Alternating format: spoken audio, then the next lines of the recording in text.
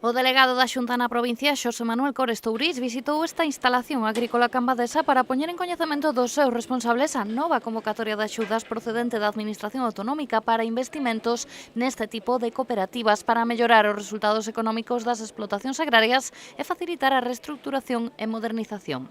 Vamos a presentar a orden de nova de axuda que hai para as explotacións agrarias e para a mellora de explotacións, e é unha orden na que eles tiveron moito que ver. Primeiro queríamos facelo aquí, porque é a cooperativa de horta máis importante de Galicia, e despois tamén queríamoslo facer porque eu sei que eles estiveron peleando porque salir esta orden. De feito mantiveron varias reunións coa propia conselleira, porque sí que a horta tiña problemas a hora de acceder a axudas, porque tiñan outras zonas, digamos, máis enfocadas ao vacuno, pois sempre tiña máis puntuación que os de horta, non? Por lo tanto, se acabou esta orden. En Galicia existen ao redor de 850 explotacións profesionais de horta baixo cuberta, con preto de 150 hectáreas de superficie de invernadoiros. Con unha facturación anual superior aos 3 millóns de euros e máis dun centenar de socios, Orsal é unha das cooperativas agrícolas vexetais máis importantes da comunidade, por iso facer o anuncio destas axudas nesta instalación cambadesa.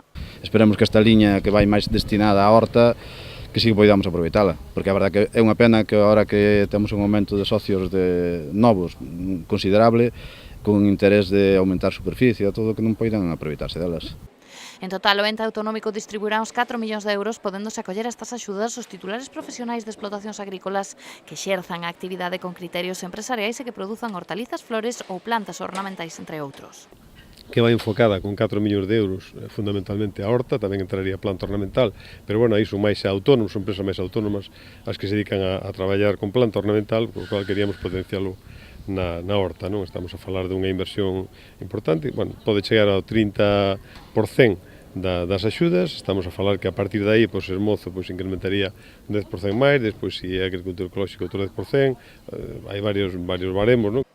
O prazo de solicitudes estará aberto ata o 6 de setembro. Con esta axuda, o interesado pode reformar ou construir instalacións que supoñan unha reducción nos custos de produción ou no incremento da súa productividade, comprar construcións agrarias en desuso, adquirir terreos por un valor inferior ao 10% do custo subvencionable e, finalmente, tamén poden levar a cabo investimentos en materiais e servizos técnicos.